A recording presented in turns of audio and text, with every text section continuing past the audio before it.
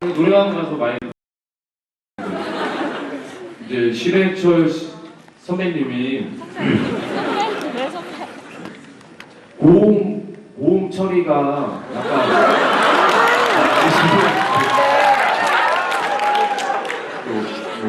따로 연습하시진 않는지 앞으로 음반을 낼 때 고음 처리 부분을 더 완벽하게 해가지고 음반을 내실 계획은 없나요? 네. 아주 좋은 질문이었고요. 질문의 내용은 오늘 강의 내용 혹은 그 주변 내용과 연관된 것을 제안하도록 하겠습니다. 다른 질문 다른 질문 뭐가 있냐면 아까 그러니까 지혜가 아니라 편견을 버리라는 말씀을 하셨는데 사실 살다 보면은 그런 편견들이 자꾸 생기고 또 자기 자신이 그 편견을 인식할 때 사실 그 삶의 지혜나 아니면 내가 삶에서 획득한 지식이라고 생각을 하거든요. 근데 어떻게 그 자기가 생각하고 있는 지혜랑 편견이랑 그 구분하는 기준은 과연 어떤 건지. 그럼 뭐 지극히 개인적인 기준이고 지극히 개인적인 판단이고 그것이야말로 대단히 어려운 일이겠죠. 그리고 여러분들께 건방지게 그러한 이야기를 말씀을 드렸던 이 자리에 있는 이 사람도 지극히 많은 편견과 뭐 이런 것을 둘러싸여서 살아가고 있을 것이고요.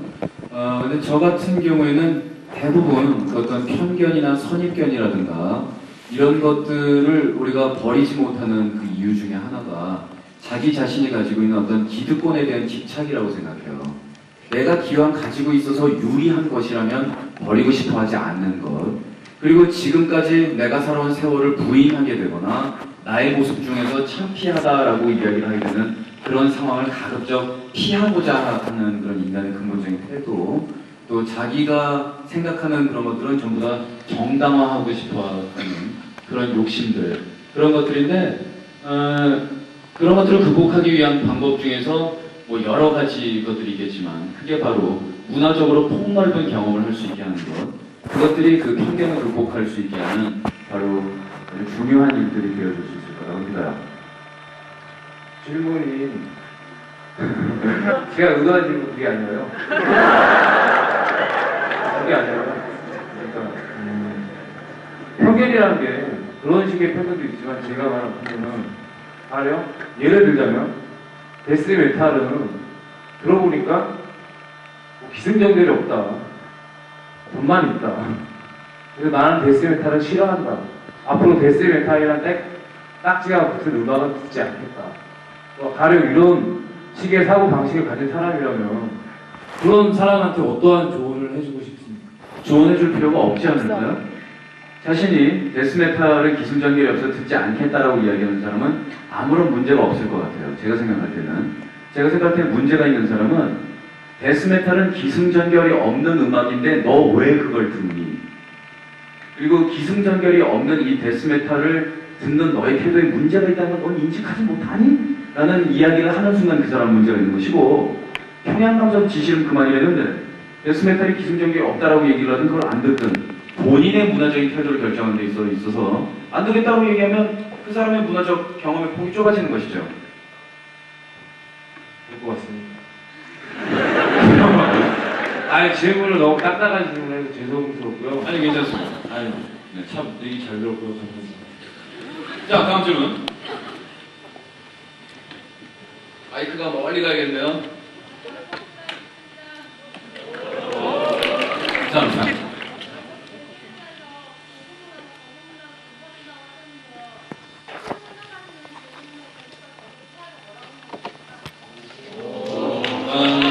대중문화에 있어서 고급과 저급이다라는 것을 아까 저는 상위 문화와 하위 문화다라는 식으로 설명을 드렸는데, 고급과 저급이라는 단어를 제가 사용했었는지는 기억이 잘 안 나네요. 그 상위 문화와 하위 문화라는 것은 그 개념상으로 여러 가지 혼돈을 가져올 수가 있습니다. 그리고 그것은 그 문화 안에 어떤 수준의 차이가 존재하느냐라는 것인데, 그것은 지극히 주관적이 돼 사람들이 일반적으로 생각하는 그런 수준이라는 것은 엄연히 존재합니다. 예를 들어서 어린아이들이 좋아하는 색채와 성인들이 좋아하는 색채가 있어요. 어린아이들이 좋아하는 맛과 성인이 좋아하는 맛이 있습니다. 그렇다면 우리는 일반적으로 풍부한 색채, 다양한 맛, 그리고 깊이 있는 줄거리와 스토리, 그리고 한쪽으로 기울어 있기보다는 안정된 화면, 이런 것들을 좀 더 상위의 요소들을 칩니다. 그래서 그런 것들이 올바르게 조합되어 있을 때, 그래서 예술적으로 더 큰 결과를 얻어냈을 때 그런 것들이 더 위에 있다라고 일반적으로 생각을 하고요. 그리고 그 위에 있는 것들을 많이 생산해낼 수 있는 종류들을 고급 문화라고 일반적으로 이야기를 하는 것입니다. 예를 들어서 어린아이들은 무슨 드로프스 사탕이라든가 이런 단맛 같은 것들을 좋아하지만 어른이 되고 나면은 굴의 떫은 맛이라든가 이런 것들을 이제 이해를 해나가기 시작합니다. 그리고 어릴 때 아이들한테 술 주면은 술맛 이해 못하지만 어른이 되고 나면 이제 와인의 맛을 이해하기 시작해요. 그리고 갑자기 와인 얘기를 하면서 그 안에 들어가 있는 짠맛, 떫은 맛, 신맛, 단맛 모든 맛이 다 들어가 있는 그 맛을 혓바닥 전체로 느끼며 어쩌면 막 우화를 떨고 있습니다. 그러나 와인 맛을 모른다고 해서 우리의 삶이 저질이 되는 것도 아니고 와인을 싫어한다고 해서 그 사람이 어떤 고급 문화를 이해 못하는 것도 아니겠죠. 음악에 있어서도 마찬가지로 도미, 솔로 간단하게 되어 있는 이 3화음, 이것이 바로 어린아이들의 코드입니다.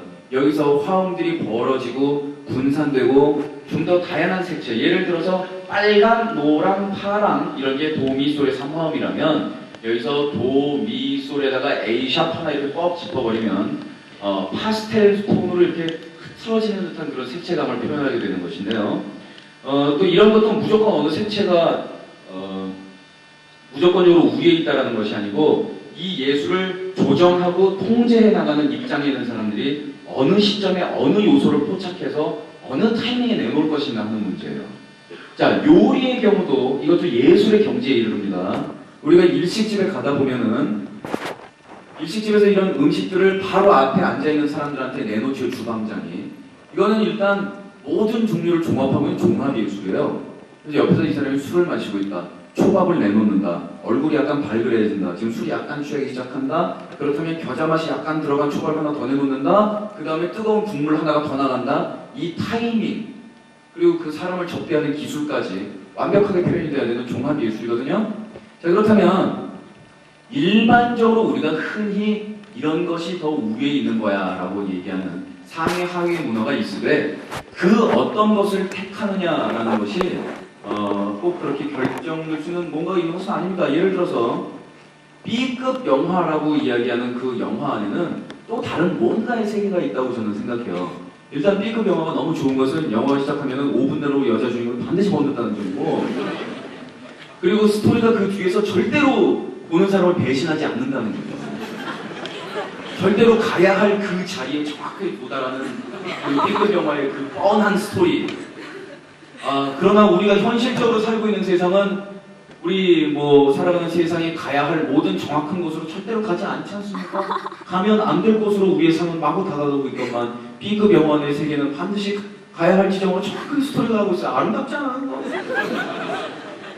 그래서 어떤 문화폭을 택할 것이냐, 내가 B급 영화를 보고 그리고 프랑스 패션이 어쩌니 이태리 패션이 뭐니 해도 나는 플라스틱 빈 꽂고 그리고 키치적인 패션 하는 거 좋아하고 닭뼈슬 머리 하고 그리고 락 음악 들으면서 그러면서 분식집 종류 서울 시내에 있는 거 꿰뚫고 살겠다 라는 것은 그거는 문화의 어떤 질적인 이야기가 아니라 자신이 중산층적인 가치관을 유지하면서 살겠다는 그런 표현에 불과해요.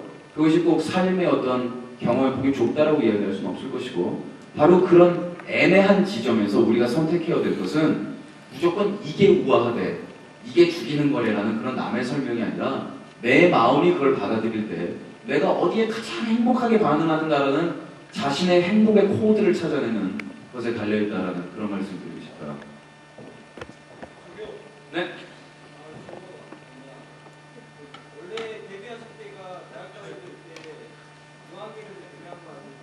근데 무한계가 나중에 공유로으로 바뀌었는데 그게 왜 바뀌었다고 말해야 되지? 다음 질문.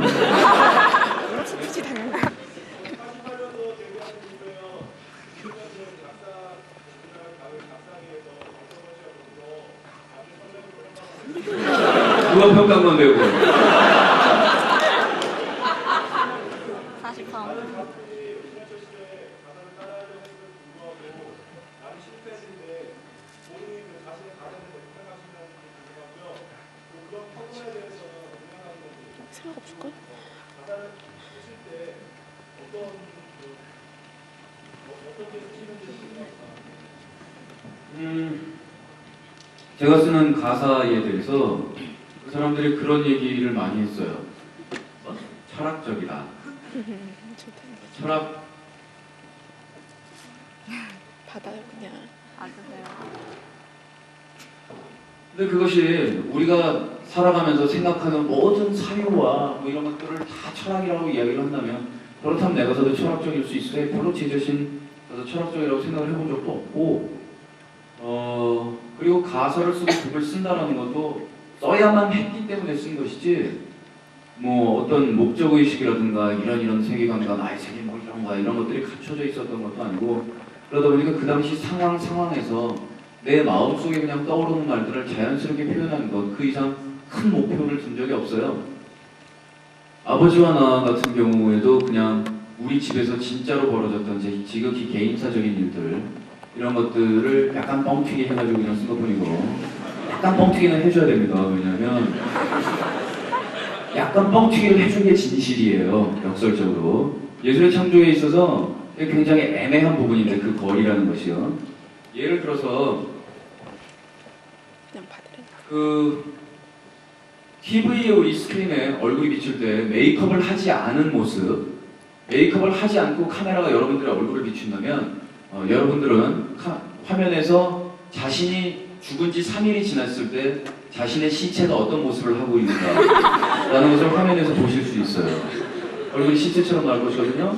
자신이 가진 본래의 살결색을 표현하고 싶다면 메이크업을 해야만 되는, 왜냐하면 다른 사람에게 보여주는 그 중간에 그 화면이라는 뭔가에 하나가 더 들어가 있기 때문에 저 역시도 다른 사람에게 내 말과 생각을 전하기 위해서 음악이라는 매체를 통해야 하기 때문에 그 사이에서 여러 가지 변형을 거쳐야만 하죠. 그러나 기본적으로는 내가 가진 생각들을 가장 솔직하게 이야기하고 거기에 대해서 비슷한 경험과 생각을 가진 사람들이 공감할 때 그것이 가장 큰 결과를 가져온다라고 생각하고 있었습니다. 다음 질문. 여기요. 마이크 드신 분 우선. 네, 아까 약이라는 게 뭐 상위 문화라고 생각하는 게 많은 사람들의 주관적인 편견이라고 말씀하셨는데요. 저는 저기 많이 얘기되는 문희중 같은 경우, 문희중 같은 경우에 그 사람이 약이라는 거 되게 많이 해서 디스플레이나 디스플레이들한테 되게 많이 욕을 먹고 하잖아요. 거기에 대해서 디스플레이 어떻게 생각하세요? 무슨 아주 어려운 질문입니다. 저는 근본적으로 이 한 가지는 뚜렷하게 이야기하고 싶습니다. 어떤 락 음악을 하고자 하는 사람들이 국가의 어떤 국가 고시에 패스를 해야만 락을 할 수 있다고 생각하지 않아요. 특정한 자격이 있어야만 락을 하는 거라고 생각하지 않고 오히려 락 음악이라는 이 카테고리의 이름은 최근 들어서 그 의미에 있어서 많은 변화를 가져오고 있습니다. 우리 시장은 아직 이 변화를 인정하고 있지 못한 상황인데요. 예를 들어 미국에서 우리가 MTV를 보고 있으면 브리트니 스피어스가 화면에 나옵니다. 그러면 저는 당연히 쪼르륵 달려가서 화면 앞에 가겠죠.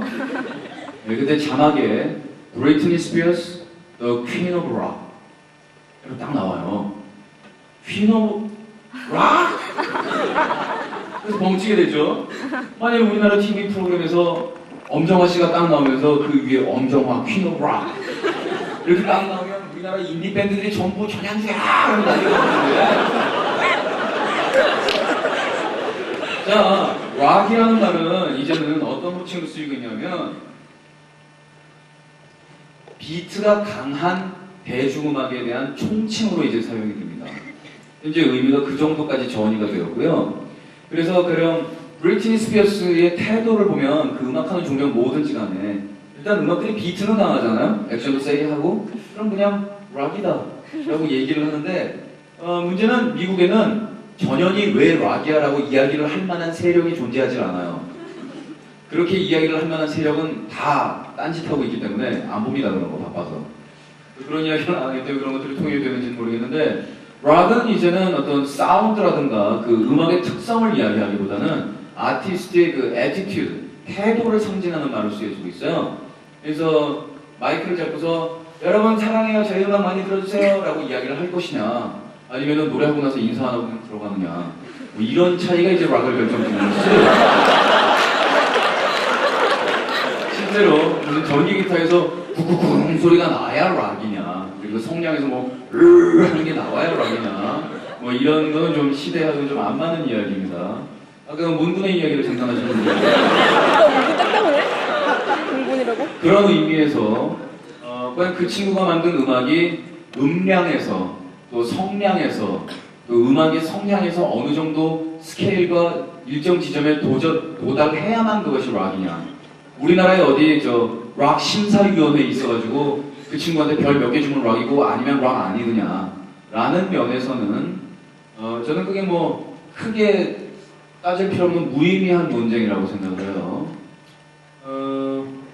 그렇다고 해서 제가 지금 그 친구의 음악이 진정한 락이다!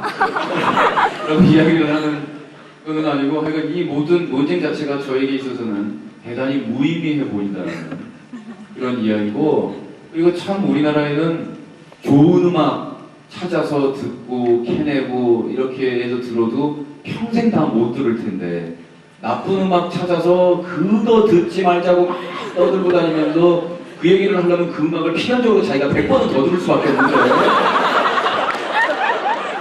귀 배려가면서 고생 진짜 많이 하는 사람들이 있습니다.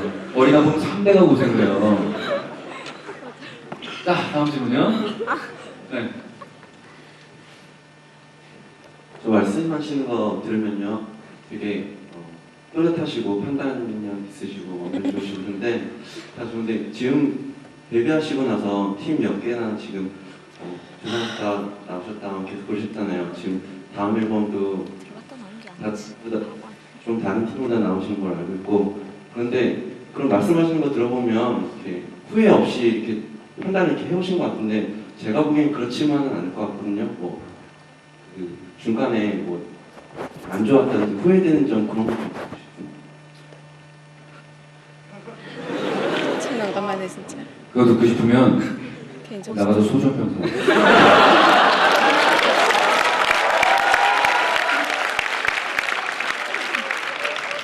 사람이 후회가 안 되는 경우가 어디 있겠어요. 그리고 흔히 사람들이 가진 오해들이 뭐냐면 저에 대해서 생각을 할 때 뭐 좋게 말해서 당당하다, 나쁘게 말해서 건방지다. 그리고 좋게 말해서 말 잘한다, 나쁘게 말해서 사기꾼이다 저거. 여러 가지로 이제 생각을 할 수가 있겠죠. 그렇다면 하덕규 씨의 노래 가운데서 껍질이 난지 내가 껍질인지라는 그 대목이 생각나는 부분인데 저 역시 그런 부분하고 많이 부딪힐 수밖에 없어요. 그렇다면 사람들이 말하는 신해철이 나일까? 아니면 내가 알고 있는 진짜 신해철이 나일까? 그들이 맞는 거냐, 내가 맞는 거냐? 라는 그런 생각이 들 때도 있고요. 20살 때 아무런 준비 없이 데뷔를 했었기 때문에 심적으로 굉장히 많이 시달렸어요. 정신병원 가서 치료를 받아야 할 정도로 스트레스를 많이 받았고 그리고 특히 음악하는 사람들을 이유 없이 박대하거나 이렇게 얕잡으면서 이야기를 하는 뭐 그런 경우를 발견할 때 가령 길에서 처음 보는 사람이 다짜고짜 나한테 반말을 깔 때라든가 뭐 이런 것도 싫었고 방송국에서 프로듀서를 가수들이 선생님이라고 부르는 분도도 이해할 수 없었고 지가 나한테 국어를 가르쳤냐 산수를 가르쳤냐 저게 왜 나한테 그런 생각이 들었을 뿐이라서 상당히 괴로웠죠. 근데 사실 대단히 웃긴 것은요 제가 데뷔를 했을 당시에서부터 이 마이크 스탠드 돌리고 기타 뭐 이러고 해가지고 되게 달쿠다른 듯한 매너에 저 자신감이라고 이야기를 하지만 그 당시에 저의 무릎은 부들부들 떨고 있었다는 거거든요. 이게 뭐 가려져서 잘 안 보일 뿐이지 저 자신은 대단히 많이 떨고 많이 긴장하고 그리고 아직까지도 공연이기 전날에는 거의 잠을 못 잘 정도로 스트레스를 많이 받고 떨고 익살이 나면 어떻게 해야 되나 걱정하고요. 한 번은 저희 라디오 프로그램 청취자분 글 가운데서 그런 글을 본 적이 있어요. 공연을 보러 갔는데 성대가 그날 제가 엉망이돼요. 성대가 이미 공연 시작할 때부터 완전히 쉬어서 올라가지도 않고 막 중간에 꺽꺽 삑살이 나고 난리가 났더래요. 그런데 갑자기 노래를 하다 말고 노래를 딱 멈추고 허리에 손을 얹더니 박미 시원찮다고 다 일어나라 그러래. 그 사람들이 다 와 일어나면 막 놀더랜다. 와 진짜 뻔뻔하다. 자기가 노래가 잘 되고 있는 상황이면 모르겠는데 노래 안 듣고 막 말리고 있는데 어디서 저 객기가 나오는 거야. 난 그게 궁금하더라는 거야. 어떻게 알겠어 그 객기가 어디서 나오는 건지. 그러나 저희 생각은 야 노래가 안 되면 모션으로라도 서비스를 해야 되는 거 아니야. 라는 그런 생각이고 공연 무대라는 게 내가 어디 지금 노래자랑 왔냐. 지금 저 사람들이 나한테 점수 매기냐. 같이 지금 놀자는 얘기인데 라고 이제 생각할 뿐인데 요즘은 주위에다가 농담삼아 그런 얘기를 해요. 아니 도대체 대한민국에서 어느 누가 착한 신해철을 원하겠어. 착한 신해철 웃기잖아. 사람들이 원하는 건 성질 더러운 신해철이고 싸가지 없는 신해철이고 저는 정말로 감사 기도를 해요. 사람들이 싸가지 없는 신해철을 원한다면 이 나라 이 대중은 항상 스타들에 대해서 예의 바르고 공손하고 착하고 전인격적인 어떤 모범을 가진 스타를 원해왔지 싸가지 없는 애를 원한 적이 없어. 자, 이 나라 이 대중이 최초로 싸가지 없는 스타를 한 명 원한다면 욕을 바가지를 먹어도 내가 그 역할 내가 하마. 이 나라 이 민족을 위해서. 당신은 원래 싸가지가 없는 게 아니고. 근데 실제로 저는 저 자신 굉장히 착하다고 생각하는 거죠 이제.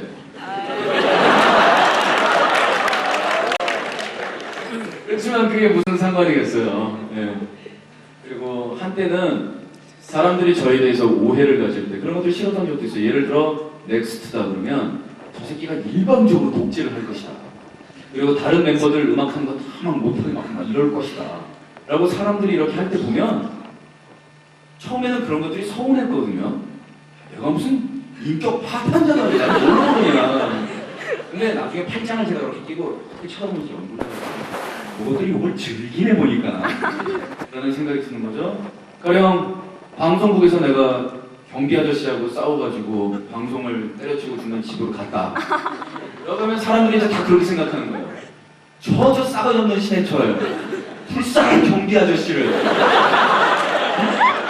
아니 경비 아저씨가 차 세우는 거 이상하게 생겼다고 빼라고 와가지고서 신해철씨 차 좀 빼주세요 라고 했겠지.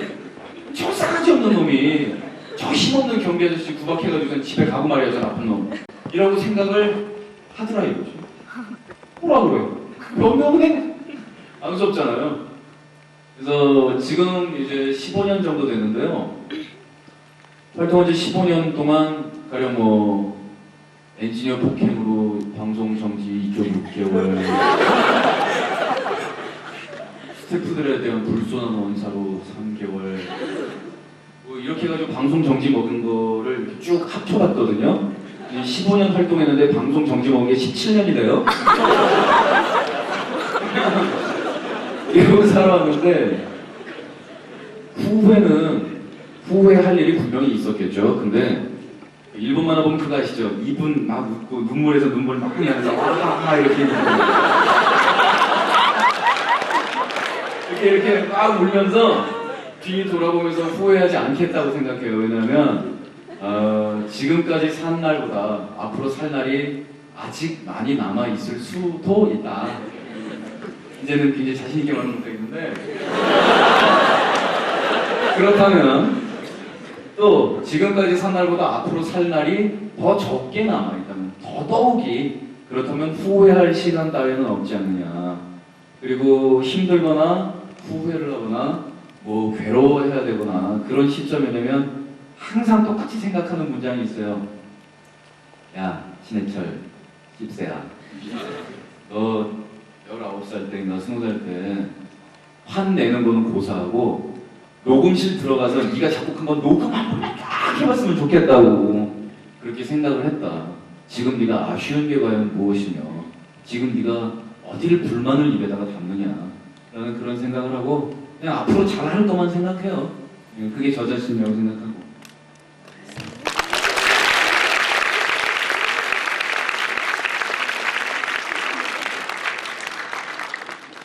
시간이 지금 질문 시간이 30분으로 예정된 것이 다 됐거든요. 근데 네, 진행분 어디 계시죠? 네. 그 질문들이 아직 더 계시면 저는 시간이 허락은 되거든요.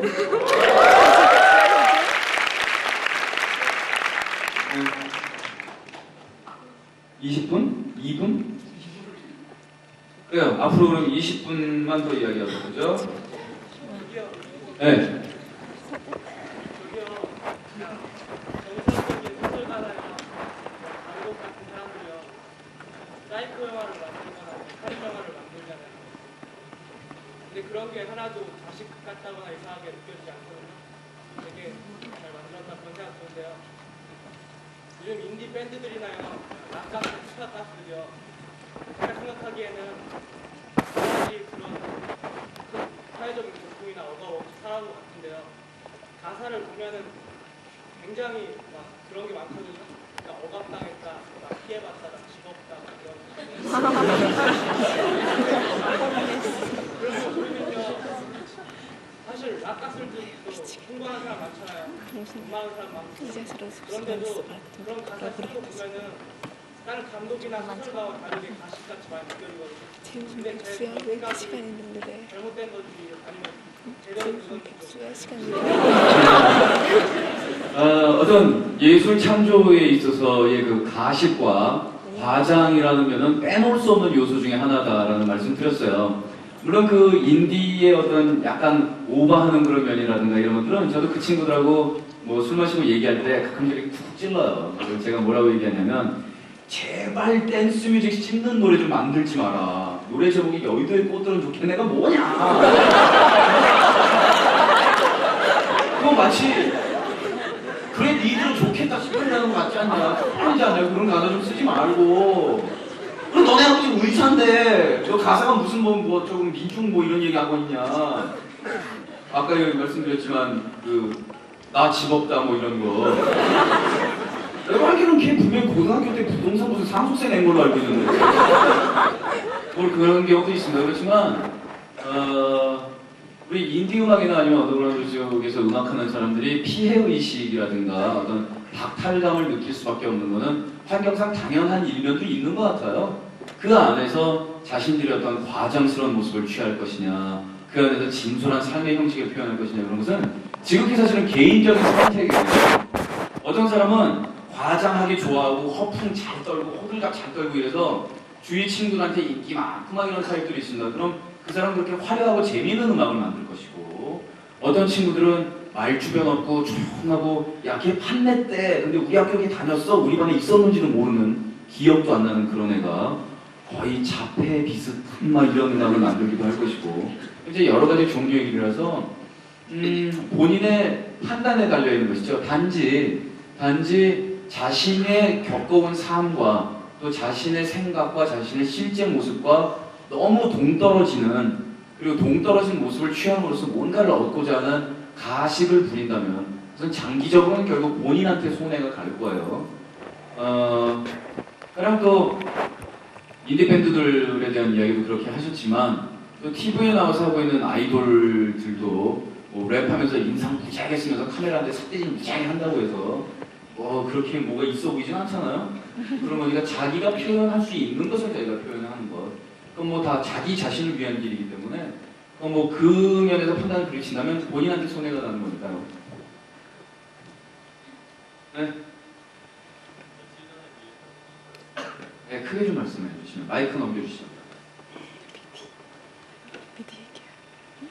저희 며칠 전에 미엔생 콘서트 갔는데 무슨 콘서트? 무슨 콘서트요? 프리 프리 콘서트. 콘서트 갔을 때 나오신다고 했는데 그때 안 나와서 되게 섭섭했었거든요. 그리고 미안해요.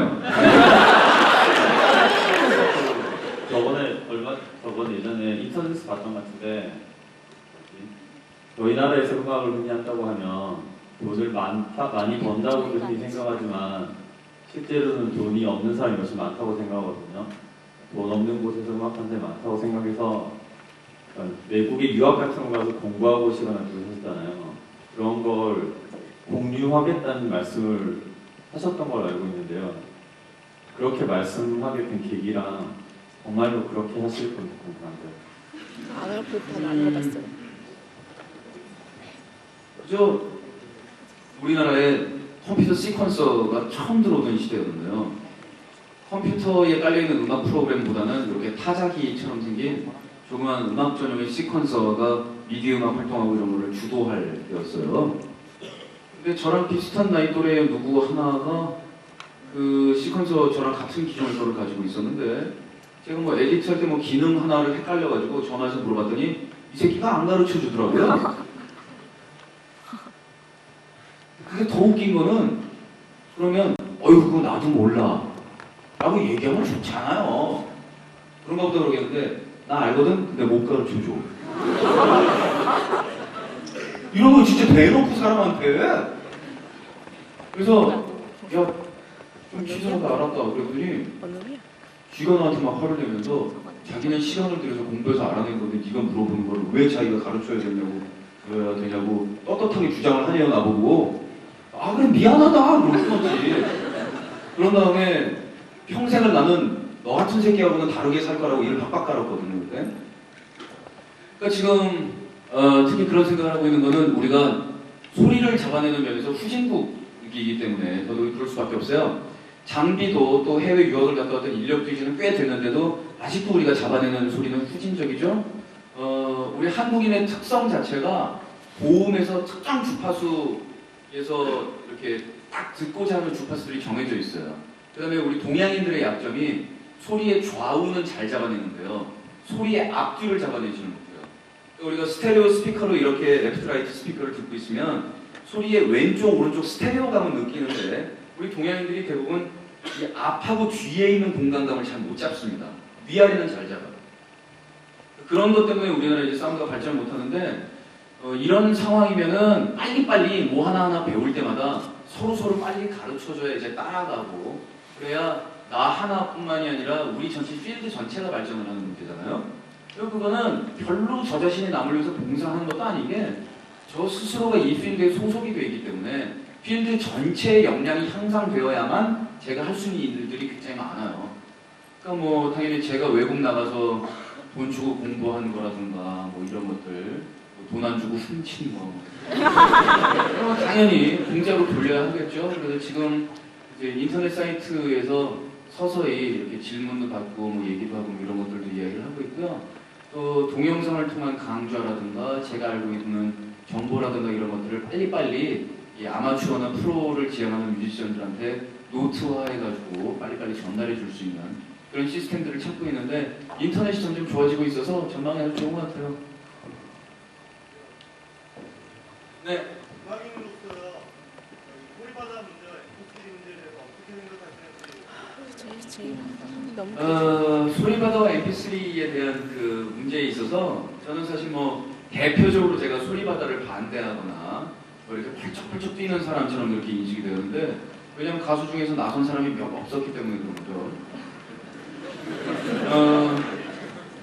저는 사실은 그 소리바다라는 사이트나 아니면 뭐 P2P니 하는 기술이나 아니면 이게 유료화야 무료화야 이거 이전에 대중이 예술가를 대하는 태도에 문제가 있다고 봤어요. 근데 이게 제가 거기 나서서 몇 마디를 했던 것은 사실은 그 말의 내용이라든가 표현보다는 제가 이야기하고자 했던 부분은 사람들이 생각하는 것보다는 약간 다른 부분이에요. 뭐냐면 제가 처음에 그런 MP3가 네트에서 나돌기 시작했을 때 저는 사실 MP3가 무료로 네트에서 막 나돌고 있었을 때 아무런 거부감이 없었던 사람 중에 한 명이에요. 그 당시는 문제가 지금처럼 심각해지던 상황이긴 했는데 심각해진다고 하더라도 하는 수 없는 일 아니냐라고 솔직히 생각했었는데 그 다음에 그렇게 착하게 살려고 했던 저를 정말 착하게 생각하려고 했는데 저를 빡을 돌린 거죠. 뭐냐면 무료로 MP3를 이렇게 주고받으니까 PR이 돼서 너네는 좋은 거 아니냐 감사해라라는 후의 말을 쓰는 사람들이 몇 있더라고요. 그게 이제 저의 코터를 뽑았어요. 제가 김 팍 뿌리면서 죽여버리니까 펄쩍펄쩍 뛰면서 이 꼴로는 안 되겠다라고 생각을 한 거죠. 무료로 그렇게 파일 다운받을 수도 있고 음악 들을 수도 있어요. 제가 어렸을 때 생각해보면 제가 고등학생 때 음악을 너무너무 듣고 싶었는데 집에 턴테이블도 없고 뭐 백판 나오는 걸 듣는 게 가장 빠른 길인데 근데 집에 뭐 카세트밖에는 없어서 그래서 하는 수 없이 고등학교 2학년 때 대학생이랑 뻥치고 음악다방에 취직을 했어요. 그래서 그 뒤에 판들 수백 장 있는 거를 이제 한쪽 턴테이블로 틀면서 한쪽으로 테이프에다 카피를 하는 거죠. 그리고 처음으로 턴테이블을 갖게 돼서 이제 백판을 사게 됐을 때 처음 산 앨범이 UFO의 음반이었는데 그 백판 들으면서 막 울었어요. 어쨌든 해적판이잖아요. 장정일의 소설 보면은 아담이 노뜰 때라는 책이 있는데 거기 보면은 주인공이 첫 턴테이블을 갖고 싶어 해서 그래서 그 개인 화가에게 몸을 파는 그런 장면이 나오죠. 저는 그 장면을 보면서 남의 일 같지가 않았고 음악을 듣고 싶은데 돈이 없어서 어쨌든 MP3 그래서 다운받아서 음악을 듣고 싶다는데 아니 저는 음악을 듣고 싶다는 사람하고 배가 고파서 밥을 훔쳤다는 사람 처벌하면 안 된다고 생각해요. 근본적으로 사실 그 MP3에 대한 게 문제가 있다고 생각하진 않아요. 단지 그런 것들이 분명히 시장 질서를 파괴하고 그리고 뮤지션들의 생존을 위협하는 것 그런 사실은 분명해요. 그런데 사태들이 너무나 많이 호도되고 있고 그리고 잘못된 정보들이 오가고 있고 또 도둑질해서 훔쳐가서 그냥 가져가겠으면 음악을 듣고 싶어서 얘한테 가져가라. 그 대신에 그게 자신의 권리라고 주장하거나 너네가 고마워해야 될 일이라고 오히려 우리한테 침을 뱉지는 말아다오라는 게 저의 솔직한 심정일 뿐이에요.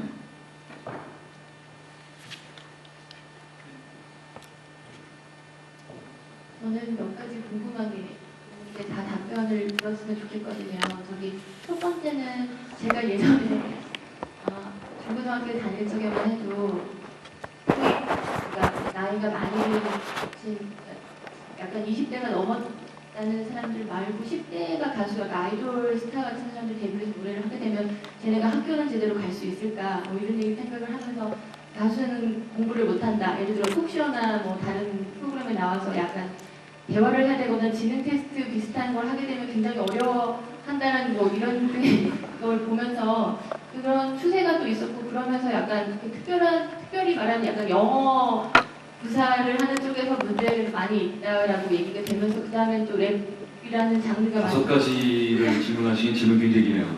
아니 5가지는 아니고요. 그래서 그 다음에는 이제 그런 어떤 영어 같은 구사 문제에 있어서 이제 랩이라는 장르가 유행하게 되면서 또 이제 우리나라에서 나오는 사람들 말고 또 해외 교포들도 많이 와서 노래를 하게 되었잖아요. 그 다음에는 제가 느끼기로는 추세가 그런 것으로 다른 문제가 해결이 되었다면 그 다음에는 어느 명문학교, 뭐 명문대를 다니는 사람들이 가수를 하게 되면서 어떤 그런 부분을 매지킹을 하는 어떤 그런 효과를 가져왔다는 그런 느낌도 많이 받거든요. 그래서 그런 게 과연 그런 추세가 정말로 필요에 의한 그러니까 대중들의 비판을 막기 위한 어떤 그런 추세의 하나인지 그것이 궁금하고요. 그것과 함께 TV에 나오는 스타들의 연령대가 낮아질수록 점점 낮아지고 있는 추세고 지금도 훨씬 그런데 어떤 그런 게 앨범 구매력 제가 옛날에 라디오 방송에서 들었던 것도 같은데 정말로 그게 앨범을 주로 구매하는 그 층에 비례해서 그 스타층이 점점 낮아지고 있는 것인지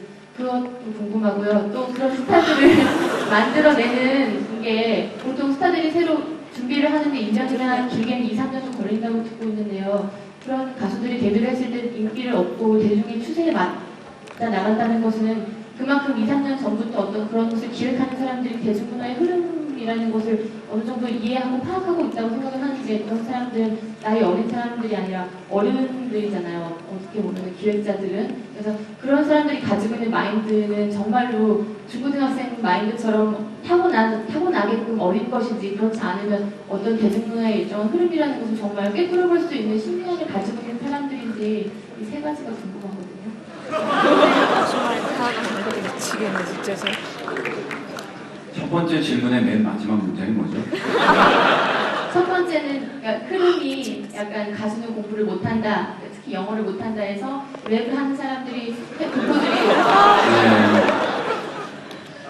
대중음악을 하는 사람들에 대한 어떤 사회 전반적인 인식이 예전에 비해서 많이 좋아졌다라는 그런 이야기들을 해요. 근데 사실 그것은 어떤 진지한 대중문화에 대한 고찰이나 이해나 이런 것들이 선행되어서 사람들이 문화에 대한 폭넓은 마음가짐을 가지고 자기의 자녀들이 예술에다가 인생을 거는 것 혹은 일시적으로 10대 때 그런 것에다 열중하는 것을 허락하게 된 것이냐 하면 그것은 절대로 아니고 역시 이 대한민국의 천박한 이 곁길 자본주의의 말로 가좀 돈 많이 번다네 라는 것 때문에 그 직업군에 대한 인식이 조금 올라간 것에 불과하거든요. 그러니까 저 자신 역시 데뷔했을 때부터 명문대 출신이다라는 얘기를 사람들이 자꾸 하면서 저를 뭐 하나를 막아주려고 할 때마다 기분이 그다지 좋지는 않았어요. 그리고 입학은 했는데 출신은 아니다 쌍이라고 이렇게 생각을 했고 저 자신 역시 그런 이미지에서 덕을 약간 본 거를 부인할 수가 없고요.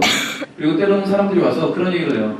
가수들이나 연예인들 다 또라이고 멍청이고 막 그런데 너는 그래도 똑똑하니까 막 이런 식으로 이야기를 할 때 속으로 그 얘기를 들으면서 이렇게 기분이 좋겠어요? 죽여버리고 싶어요. 그러니까 그 연예인이나 이런 직업들이 똑똑해야 될 이유가 있는 사람들은 아니에요. 그냥 재주가 있으면 되는 사람들이고 자신의 재능 분야에서는 똑똑해요. 그러나 그런 사람들에게 다른 쪽의 두뇌 뭐 이런 것들을 요구를 해놓고서 역시 만능적으로 두뇌가 뛰어난 사람들이 아니구나라는 걸 확인하고 후유 안심을 해야 하는 것이 또 우리 대중들의 초라한 모습이기도 해요. 그러니까 그 대중들하고 그 연예인 부분하고의 어떤 관계 면에 있어서 그런 것들이 올바르게 정립이 되려면은 그거는 근본적으로 제가 아까 강의 내용 중에 말씀드렸던 우리 삶과 예술과의 기본적인 관계, 개인적인 관계 설정부터 다 다시 되어야만 그런 것들이 올바르게 정립이 될 것이고요. 두 번째 질문의 마지막 문장은 뭐였죠? 여기 그 앨범 구매력하고 가수들의 나이에 대해서. 네네. 그 앨범 구매력하고 그 스타들의 연령대에 있어서 연령대가 낮아지면 그 대중들 중에서 또래 의식을 느끼는 친구들은 당연히 자기 또래들의 어떤 앨범을 사고 싶어요. 그거는 일본이나 미국 시장에서 다 똑같이 보고되는 거고요.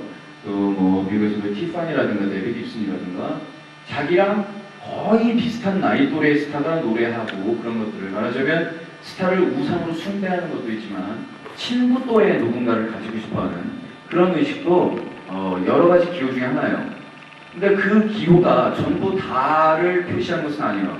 예를 들어서 1960년대생의 10대들에게서 발견되는 성향들은 또래 의식이 아니라 정반대였었어요. 오히려 자기보다 상위 연령대의 음악을 듣고 상위 문화를 먼저 접하고 싶고 먼저 어른이 되고 싶다라는 것을 표시하는 게 60년대에서 70년대 초반생들의 특징이었었어요. 그러니까 고교생인데 들국화를 듣는다든가 김현식을 듣는다든가 콘서트장을 찾아다닌다든가 하는 것이 한때 유행이 될 수가 있었어요. 그리고 나서 이제 80년대생들부터는 완전히 또래의식을 가지고 있는 그런 것처럼 보이지만 그건 또 상대적인 것에 불과해요. 이쪽에 흰색이 너무 많아 보이면 저쪽 주변들까지 다 이렇게 뿌옇게 보이는 것처럼 그 또래의식을 가진 그런 스타들이나 그런 데 대한 판매고 많이 집중되고 있다고 해서 10대 전체가 그런 취향으로 기울었다라고 말하기는 뭐하고요. 그저 10대들이 특히 가질 수 있는 그런 취향 중에 하나인데 지금 현재 우리나라 음반 시장에서는 약간 비대하게 일시적으로 나타나고 있는 현상이다라고 생각하시면 됩니다. 세 번째 질문의 마지막 문장? 세 번째는 그 중고생의 마음을 꿰뚫어보는 기획자의 마인드에 대해서 궁금하다고. 중고생의 마음을 꿰뚫어 볼 수 있으면 기획자 같은 건 안 할 것 같습니다. 자기네 엄마 아버지는 못 들어보는 마음을 누가 꿰뚫어 보겠어요. 중고생들이 가지고 있는 그 성향 중에서 제가 한 가지 안타깝게 생각하는 것은 중고생들이 그 말초적인 것, 가벼운 것, 낭만적인 것, 달콤한 것들을 좋아하는 그런 성향이 있는 반면에 또 한쪽에는 한없이 성인들보다도 더더욱 심각하고 훨씬 더 센치해질 수 있고 이유 없이 무거워질 수 있고 또 아무런 이유 없이 분노할 수도 있는 것이 바로 그 티네이저들인데 이 티네이저들 중에 성향 중에서 한쪽 측면이 지나치게 확대돼서 부각되면서 10대들이 마치 아무 생각 없고 그리고 음악 들으면서 그냥 기성만 꽥꽥 지르는 그런 청소년들처럼 묘사가 되고 있는 것이 저는 그다지 기분이 좋지가 않고 또 다른 한 면에 그런 음악이라든가 그런 식의 문화가 싫다라고 생각하는 친구들이 접할 수 있는 그런 것들이 전혀 없는 그런 환경도 문제라고 생각을 하고요. 질문에 대한 그 마지막 대답은 그 사람들이 중고생들에 대한 것들을 꿰뚫어 보고 있느냐 없느냐 이전에 그걸 꿰뚫어 볼 필요성이라든가 그런 것들을 그 사람들이 과연 왜 느낄까 그런 점들이죠. 그 사람들은 어디까지나 비즈니스맨이거든요. 그리고 그 사람들이 만들어내고 있는 음악은 상업적으로 그런 청소년들 중에 어필할 수 있는 음악을 만들지만 그들의 심리를 이해하거나 사랑하거나 위로하려고 만든 음악은 아니기 때문에 그 단계까지 이르지는 않은 것 같습니다. 자, 시간이 다 되어서요. 질문은 이제 여기까지 받겠고요. 오늘 이렇게 만나서 반갑고 다음에 기회 있으면 또 다시 한번 뵙도록 하겠습니다. 고맙고요. 반갑습니다. 저는 새내기 유부남 신해철이라고 해요.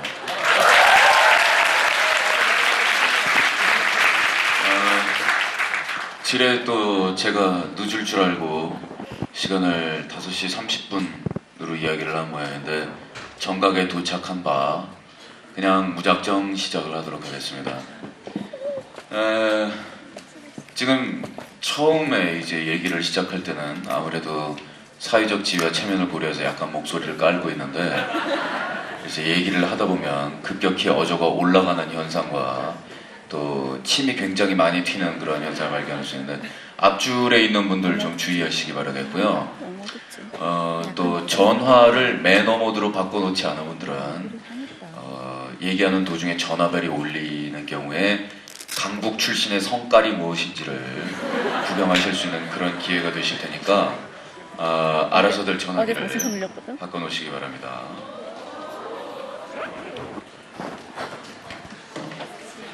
제가 사실은 고등학교를 요 옆에서 다녔거든요. 보성고등학교죠. 그래서 제가 이 동네 마지막 졸업생으로 제가 이 동네 다니면서 성대 다니는 누나들 흘끔흘끔 흘겨보고 이렇게 옆에서 대학생이라고 뻥치고 음악다방에서 DJ하고 뭐 그랬었어요.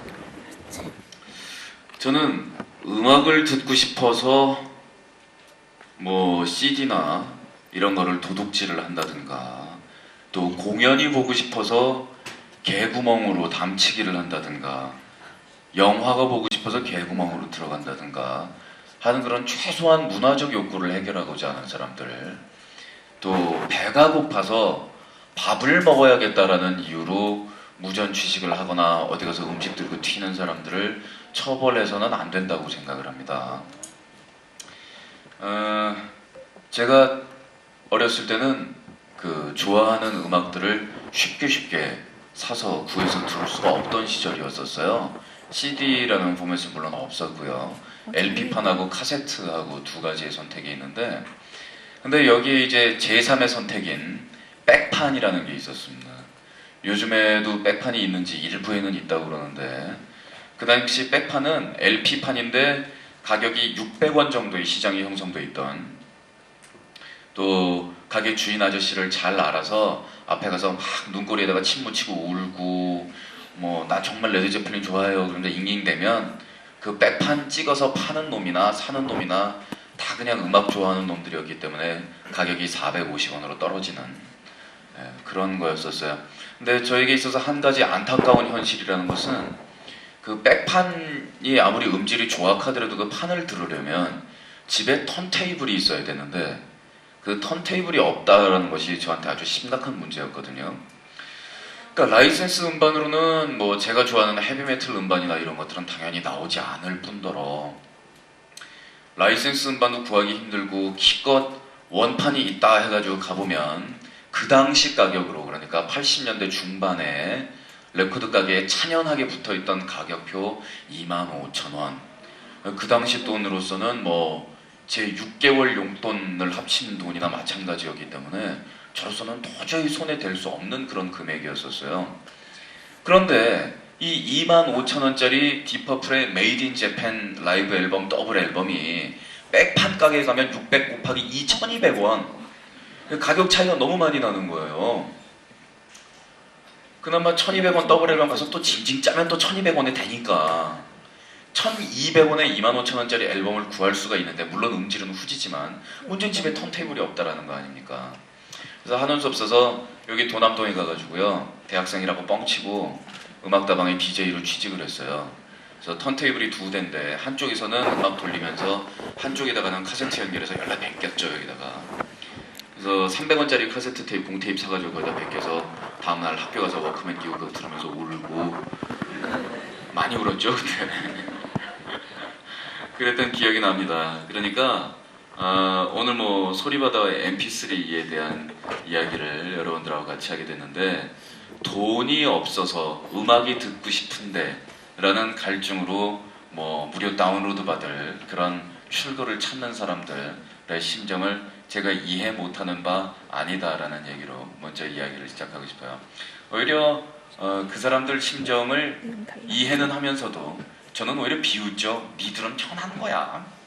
앉아서 모니터 극적 뒤지면서 막 찾으면 거기서 나오지만, 나는 청계천으로 백판 사러 이렇게 막 연락 뛰어가고 있으면 거기 청계천 입고 있는 험상궂은 아저씨가 이렇게 저 손목을 딱 붙들면서 학생 좋은 책 있는데 라고 얘기를 하더라고요. 저는 그 당시 상당히 순진한 학생이었기 때문에 그런 데 다니면서 좋은 책 있는데 라든가 이렇게 저를 붙드는 아저씨를 보면 경기를 일으켰어요. 아저씨 이러지 마시어요. 저는 건강한 대안의 청소년이에요. 그러면서 막 울면서 그래도 도망다녔죠. 좀 어둡지. 어두운데 어떡할 수 없어.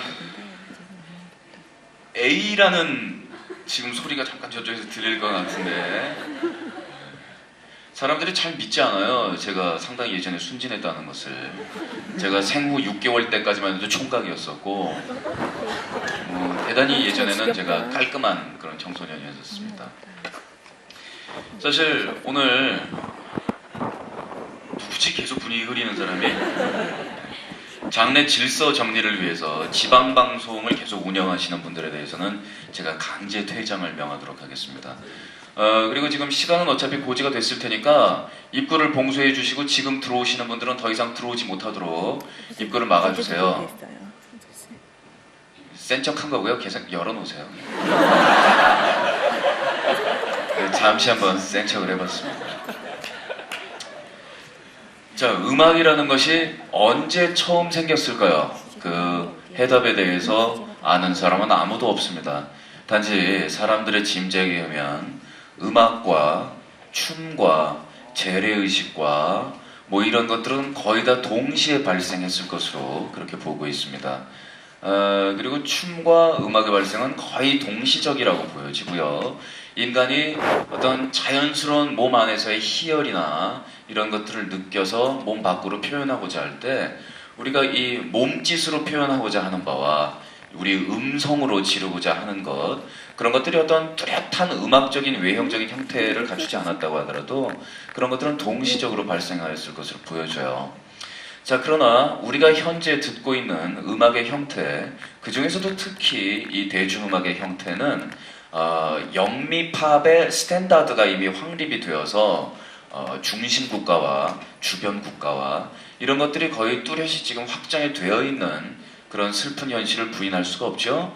또 그 클래식 음악에서 있어서조차도 그 순예술, 파인 아트라고 이야기하는 부분들을 그 예술의 정점에다 올려놓고 그 이외의 민속음악이라든가 작가 같은 것들의 가치를 그것에 비해서 훨씬 덜 떨어진 것으로 치는 이 파인 아트에 입각한 모더니즘적인 세계관이 지금 우리에게 그대로 인식이 되면서 클래식이 대중음악보다 우위에 있는, 또 대중음악을 듣는 사람들조차도 락이 왠지 모르게 댄스 음악보다 위에 있지 않느냐라는 착각을 하는, 또 댄스 음악을 듣는 사람들도 뽕짝보다는 자기가 낫지 않느냐라고 착각을 하는, 이러한 사태가 벌어지고 있죠.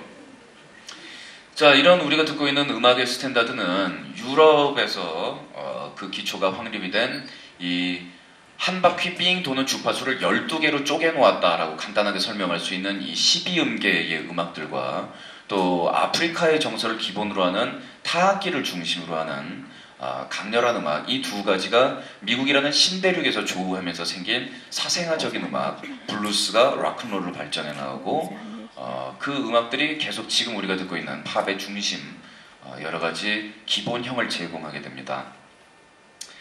그런데 유럽 쪽에서 이제 음악을 이야기하자면 그 유럽의 12음계 음악하고 뗄래야 뗄 수 없는 그런 특징 중에 하나가 그 유럽 쪽을 그 당시에 지배하던 세계관이라는 것이 기독교라는 특정 종교가 지배하던 그런 세계관이었기 때문에 음악이 어떤 우리 인간의 희노애락을 일상에서 자연적으로 표현하는 그런 음악이라기보다는 그 안에서 인위적으로 감정을 잘라내고 떨어내고 요 부분만이 음악이다라고 말한 그런 편협한 음악이 기본 중심에서 역할을 하게 되었어요.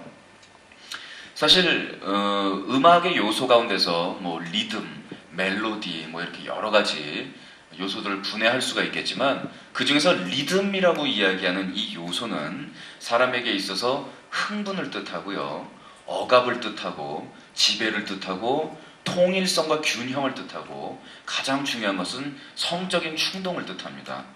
그렇기 때문에 리듬이 있는 음악은 인간에게 누구나 성적인 충동을 느끼게 하고요, 리듬이 없는 음악, 리듬이 거세된 음악은 왠지 속에서 좀 탈피돼서 뭔가 성 쪽으로 가는 듯한, 여기서 스응이라고 얘기하는 것은 이제 SEX의 성이 아니고 성스러울 때 그 성스러운 쪽으로 가는 듯한 그런 착각을 일으키게 하죠.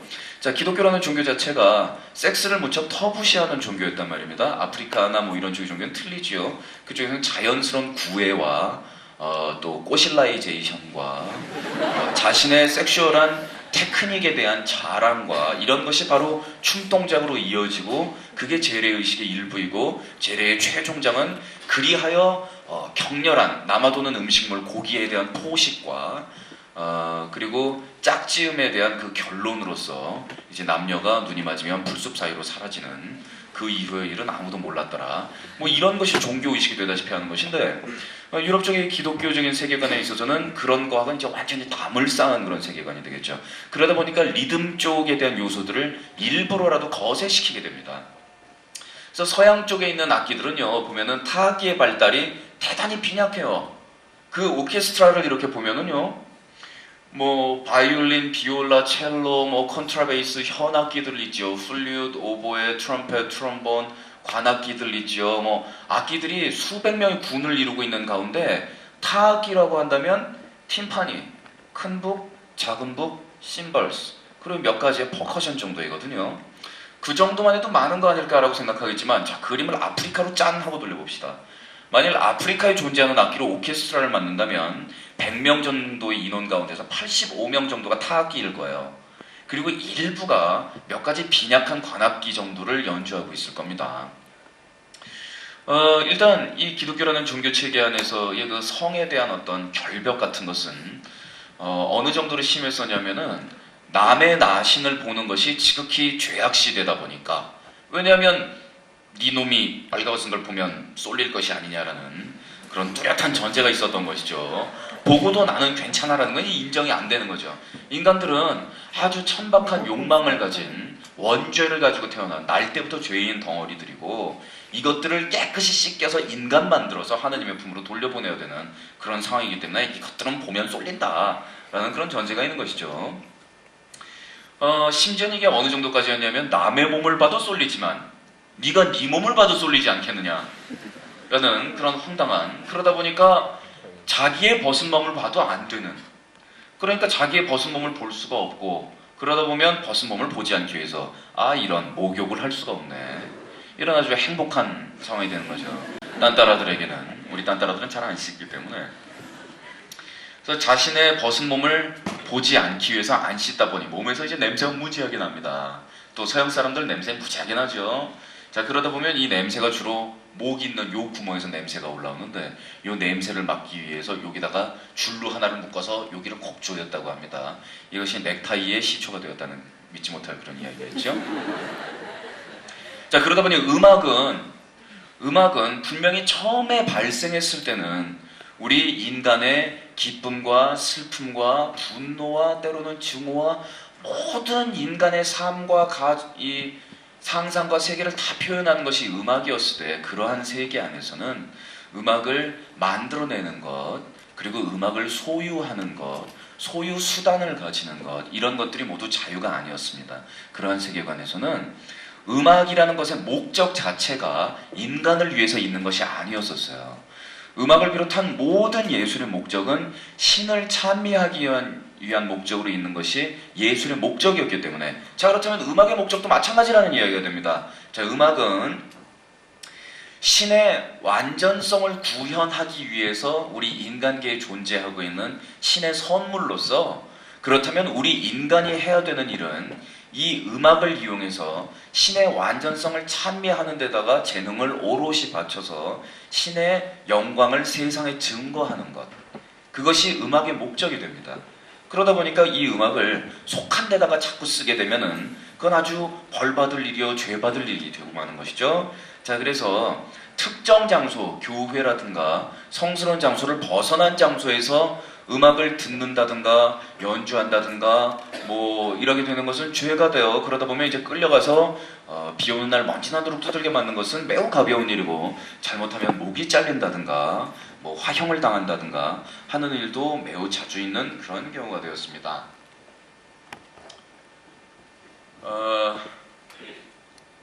제 매니저들 어디 갔나요? 김남은 씨 어디 있지? 이 현장의 캠코더 촬영 등재해 주세요. 캠코더 가지고 계신 분들 가운데서는 이날 주최 측에서 기록을 위해서